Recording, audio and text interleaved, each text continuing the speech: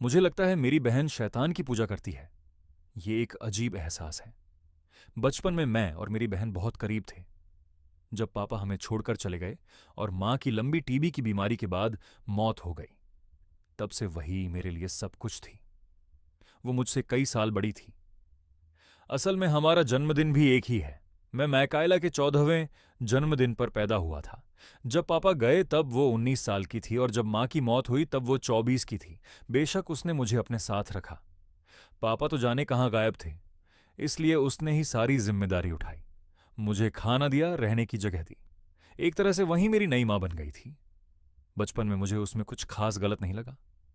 वो बस एक आम मूडी टीनेजर लड़की जैसी थी।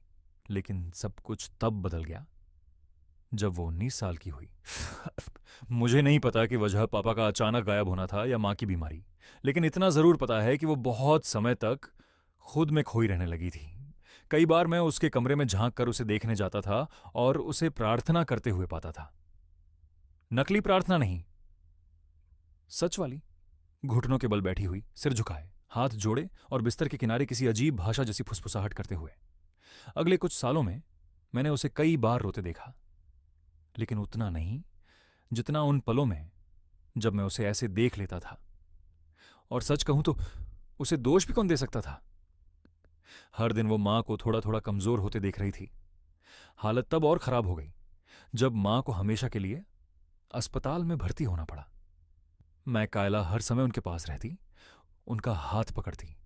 जब मां चम्मच तक नहीं पकड़ पाती थी तो उन्हें अपने हाथ से खाना खिलाती। मां की मौत के बाद हम दोनों के लिए सब कुछ मुश्किल हो गया।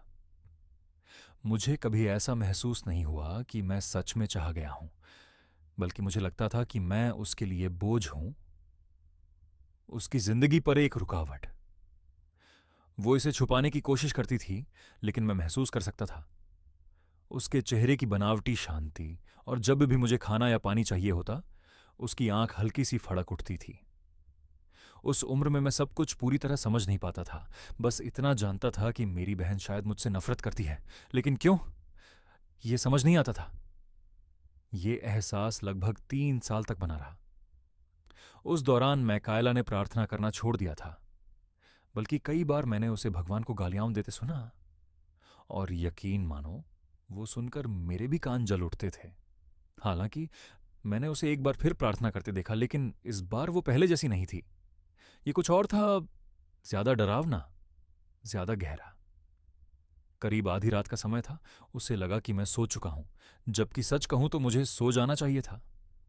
लेकिन मैं सिर्फ 13 साल का था और वीडियो गेम खेल रहा था। फिर मुझे बाथरूम जाना पड़ा। रास्ते में मैंने देखा कि उसकी कमरे का दरवाजा थोड़ा खुला हुआ था। कमरा लगभग पूरी तरह अंधेरे में डूबा था। बस सामने रखी एक मोमबत्ती जल रही थी। इस बार उसका सिर झुका हुआ नहीं था, न ही हाथ जुड़े हुए थे। वो आगे पीछे झूल रही थी, कराह रही थी, और उसके मुंह के किनारे से लार टपक रही थी। मैंने जमीन पर एक ओइजा बोर्ड देखा। उसके ऊपर एक चीज रखी थी जिसे मैं तुरंत पहचान गया। पापा की पुरानी सोने की घड़ी। वो आखिरी चीज थी जो उन्होंने जाने से पहले उसे दी थी। उसकी आंखें उलट रही थीं, लेकिन फिर भी आंसू उसके गालों पर बह रहे थे। उसकी कराहें धीरे धीरे और तेज होती गईं। मैं इतना डर गया कि लगभग भाग कर अपने कमरे में वापस चला गया।